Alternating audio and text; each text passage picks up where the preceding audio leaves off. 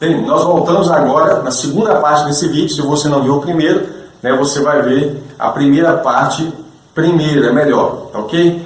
Continuando aqui, nós vamos falar ainda sobre a apostasia generalizada, né, a corrupção generalizada, inclusive entre aqueles que se diziam ser de Deus. 1 Timóteo capítulo 4, do verso 1 ao 5, diz assim: mas o Espírito expressamente diz que nos últimos tempos apostatarão alguns da fé, dando ouvido a espíritos enganadores. Olha, espíritos enganadores são demônios.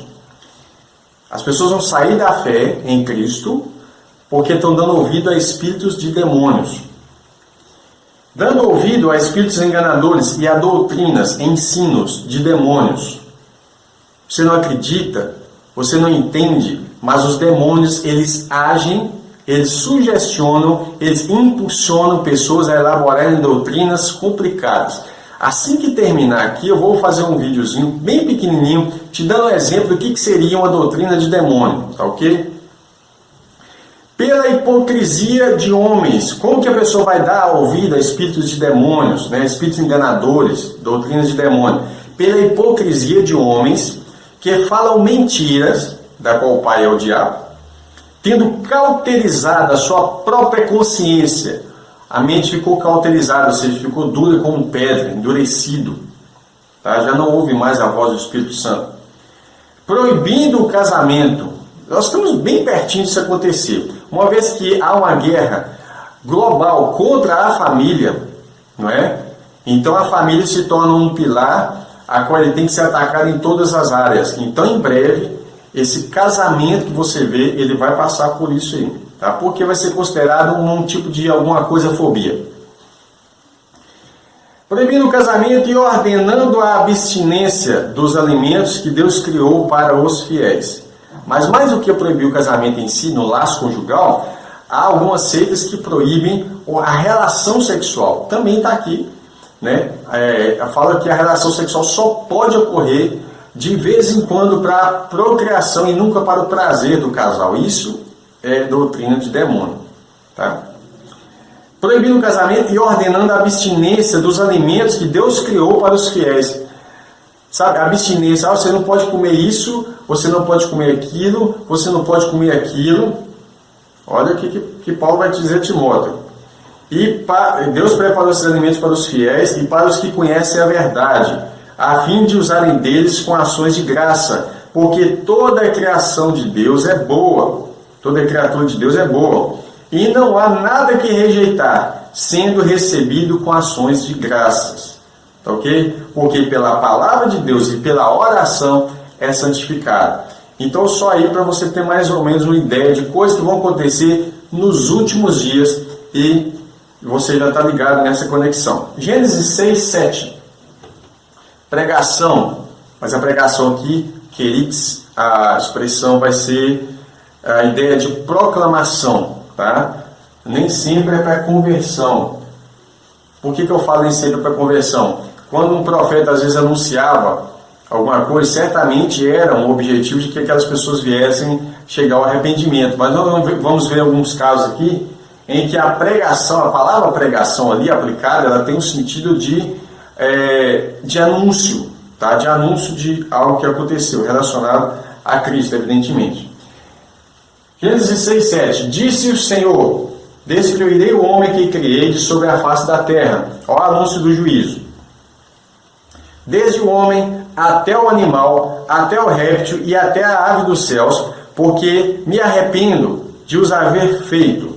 Noé, porém, achou graça aos olhos do Senhor, né? Você vai ver que Deus está dando um anúncio de juízo, mas ele achou graça em um homem, Noé. A graça de Deus lá no Antigo Testamento. Verso 17 e 18, Gênesis 6. Porque eis que eu trago um dilúvio sobre as águas, dilúvio de águas sobre a terra, para desfazer toda a carne que há espírito de vida debaixo dos céus. Tudo que há na terra expiará. Tudo, irmão, é tudo. Não tá? Tem gente que prega que o dilúvio ele era local e não mundial. O dilúvio ele era a nível mundial. Deus fala, tudo que há na terra debaixo dos céus vai expiar, vai morrer. Mas contigo, Deus fala com Noé, Essa é a pregação de Deus para ele. E é um anúncio do juízo para o mundo. Estabelecerei a minha aliança, e entrarás na arca, tu e os teus filhos, tua mulher e as mulheres dos teus filhos. Olha que interessante, ele pegou o líder dos homens, você e os seus filhos, a líder das mulheres, a sua mulher e as esposas dele. Ele poderia ter feito assim, você e sua esposa, os filhos e as esposas. Não, ele separou homens e mulheres, dando a entender que durante o período que eles estavam lá dentro, não era para haver procriação, não era para ter relação ali, tá ok? Dando a entender isso. Vamos lá. Gênesis 7, verso 1 diz assim: depois disse o Senhor a Noé: entra tu e toda a tua casa na arca, porque tenho visto que és justo diante de mim nesta geração. Deus testemunha a justiça de Noé várias vezes, como nós falamos em Ezequiel 14, verso 14 e 20. E aqui de novo Deus está falando: olha, você está entrando na arca porque você é um homem justo, eu tenho visto que você achou graça aos meus olhos, e por isso a casa dele também foi salva. Agora, olha, a aliança que Deus fez com Noé, eu já falei isso outras vezes, mas eu vou repetir: não deixe o seu filho ficar falando arco-íris. A Bíblia chama de arco celeste, arco de Deus. Esse arco de Deus é que está no trono de Deus, né? Se você for ler em Apocalipse, Ezequiel, você vai ver que esse arco, ele está no trono de Deus, e Deus fala assim: eu vou pegar o meu arco e vou colocar nas nuvens, como um sinal de aliança, tá? Então, quando você vê um arco de Deus aí, que as pessoas chamam de arco-íris, né? Quando você vê o arco celeste no céu, você está vendo um pedacinho do trono de Deus que ele deixou a gente ver, tá certo? É a coisa mais linda, né? Vamos lá. Aqui, Gênesis 7:1, vai falar aqui, ó, 2 Pedro 2:1 ao 5. E também houve entre o povo falsos profetas, como também entre vós haverá falsos doutores, falsos mestres. Essas pessoas, elas têm conhecimento, como eu falei no primeiro vídeo, mas só que eles nunca chegam ao pleno conhecimento da verdade. São conhecimentos, eles vão falando, vão vomitando de conhecimentos e vai embaraçando a mente das pessoas ao invés de esclarecer, certo? Que introduzirão encobertamente. O que é encobertamente? Debaixo dos panos, debaixo das cobertas, escondido. Um leigo não vai perceber como que um falso mestre, ele insere uma doutrina errada, né? Ele vai fazer isso encobertamente, ou seja, escondido. E aí é o perigo, né? Introduzirão encobertamente heresias de perdição e negarão o Senhor que os resgatou, trazendo sobre si mesmos repentina perdição. E muitos, não são poucos, muitos seguirão as suas dissoluções, como muitos seguiram o povo que ficou no dilúvio, que morreram, pelos quais será blasfemado o caminho da verdade. É por causa desses falsos mestres que as pessoas vão falar mal do Evangelho. E é o que acontece hoje, né? Tantos falsos aí, né? Inclusive nas televisões, etc. E o povo fala que crente é tudo assim, né? Pastores é tudo assim. O que eu já ouvi? Pastor é tudo lobo, pastor é tudo...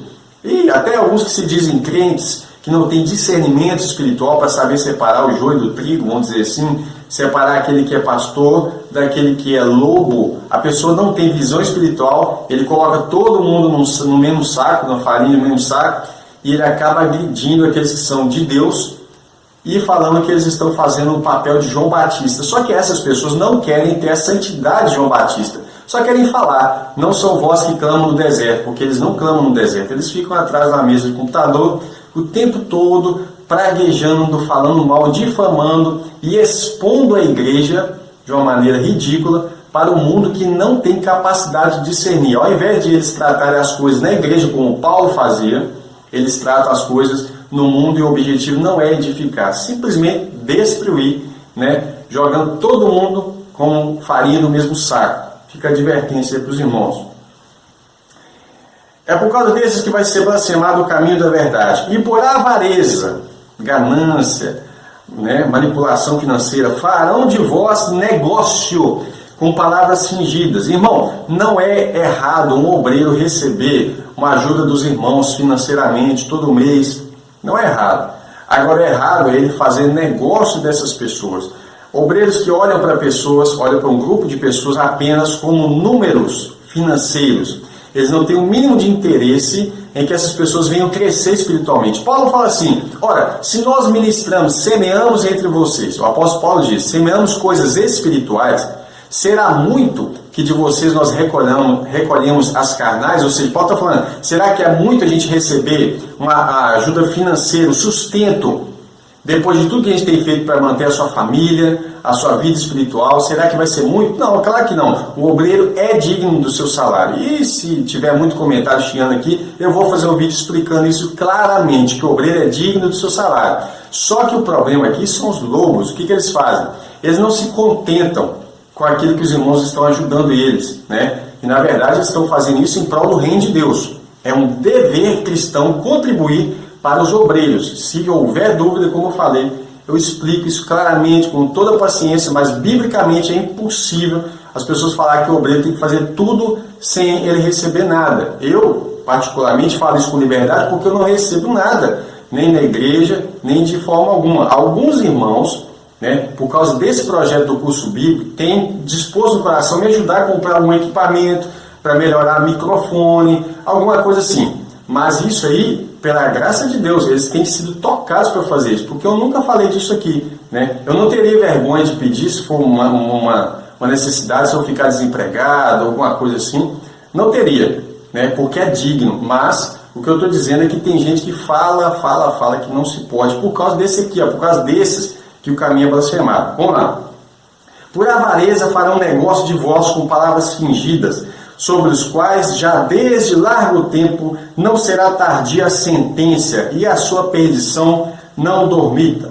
Porque se Deus não perdoou aos anjos que pecaram, mas havendo-os lançado no inferno, no Tártaro, os entregou às cadeias da escuridão, ficando reservados para o juízo. Esses anjos aqui não são os que são soltos em Apocalipse. Esses aqui estão presos para o dia do juízo, tá? Os Apocalipse são soltos, não estão aqui no Tártaro, eles estão no rio Eufrates.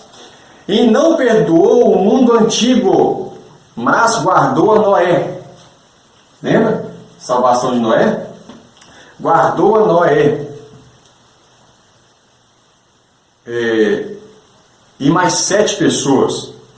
Noé, o pregador da justiça, pregoeiro da justiça, ao trazer o dilúvio sobre o mundo dos ímpios. Então você tem Noé como pregador. Como que Noé pregava? Eu não sei se ele pregava falando ou com a sua própria vida, porque o seu testemunho é a maior pregação que você pode ter, tá certo? E aqui está essa expressão.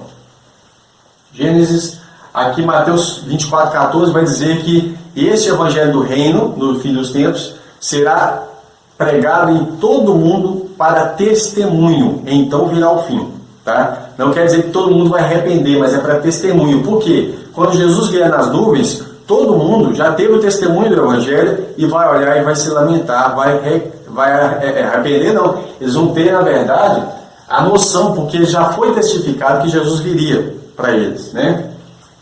Viria para nós, foi testificado para eles. Salvação da família de Noé, Gênesis 6:18. Mas contigo estabelecerei a minha aliança, entrarás na arca, tu, os teus filhos, tua mulher e a mulher dos teus filhos. Aí ele fala, de tudo que vive na arca, 2 de cada espécie fará entrar na arca, para conservar vivo contigo, macho e fêmea serão. Das aves conforme a espécie, dos animais conforme a sua espécie, de todo réptil na terra conforme a sua espécie, 2 de cada espécie virão a ti para conservar em vida. Leva contigo toda a comida que se come e ajunta para ti e será para mantimento. Noé fez como Deus falou. Só que entra 2 pares de animais de modo geral e 7 pares de animais limpos. Esses animais limpos que fala em relação à lei de Moisés são animais para o sacrifício, porque quando Noé desce da arca, ele faz um sacrifício. Se ele tivesse levado apenas um par, 2 pares não, é um par, né? Se ele levasse apenas um par e sacrificasse, haveria extinção desses animais. Então é por isso que entra 7 pares de animais limpos. Não quer dizer que poderia simplesmente comer esses animais, que é a ideia que algumas pessoas têm. Gênesis 6, verso 18, diz assim: então saiu Noé, já li, né? Já li. Gênesis 16, Gênesis 8, 16 a 18, diz assim: sai da arca tu com a tua mulher, e teus filhos e as mulheres dos teus filhos, todo animal que está contigo e toda a carne, de ave, de gado, de todo réptil que se arrasta sobre a terra, traz para fora contigo. Povoe abundantemente a terra e frutifique. A mesma coisa que Deus falou com Adão. E multipliquem sobre a terra. Então saiu Noé, seus filhos, a mulher e seus filhos com ele. Aqui Deus vai falar que todo animal que se move, ele poderia comer, tá? Noé poderia comer todos os animais. Não tinha restrição ali. 1 Pedro 3,17. Bem, eu não vou ler só 17 não, vou ler ele inteiro. Mas como o vídeo está ficando grande, eu vou ir para a terceira parte agora e eu deixo o quadro para você tirar um print.